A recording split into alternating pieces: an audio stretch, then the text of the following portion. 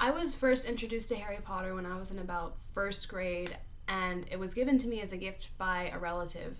I tried a few times to get into it, but I didn't really like it, and I was only 6 or 7, so I just gave up on it, really, and put it away and didn't really look at it until the second movie came out into the theaters, and I saw that with my daddy, and we really enjoyed it. I remember asking him questions the entire car ride home because I was so into it, and I didn't really understand it because I was still like really little. It was when I was in second grade. Eventually, my dad just kind of got frustrated with me because I was asking so many questions and he hadn't read the books, so he didn't know all the answers. So he was just like, okay, just go read the book yourself because I can't do this. So I did. I checked it out from the library, and I like devoured it, but my nanny actually decided to take me back to the library to return it a day before, or a couple days before I was like ready to finish it. And so I remember like cramming in the last few chapters on the car ride over there. And I got them in, but it was like really stressful for an 8-year-old. A few summers later, I read the third book.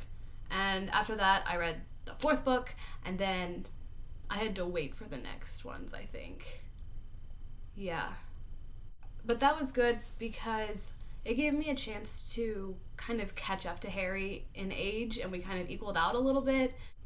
I don't think the books would have been the same for me if I were younger when I was reading them. Of course, I watched the movies as they came out also, like after the second one. I actually don't remember seeing the first one, which is strange because that's usually like a big deal for everyone, but I don't remember seeing it, but I must have because the second one, when I saw it, made sense to me. So I saw those as they came out, and I went to the midnight premieres for 5, 6, and 7. Oh, both 7, so that's 4 movies. And my favorite midnight premiere was 7 Part 1.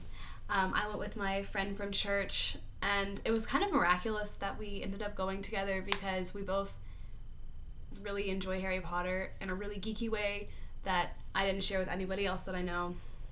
And we went with her friends from Richardson who were exactly the same way, and it was a really like eye-opening experience for me because before that point I hadn't really realized that there are other people in this world who aren't ashamed to dress up like the characters from the novels, and even more than that, they want to do that.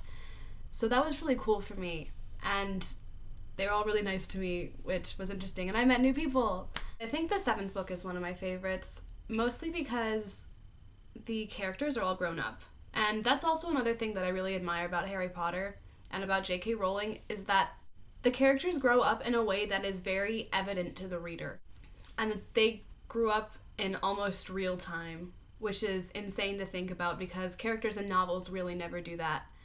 So that's a special thing that we have with him. He was our age, and he like was our friend. He wasn't gonna judge us. He was always there. We could always crack open the book and enjoy it whenever you wanted to, and that's a really special thing. I'm just gonna stop there, actually. It's hard for me, but I'll see you next Tuesday. Bye.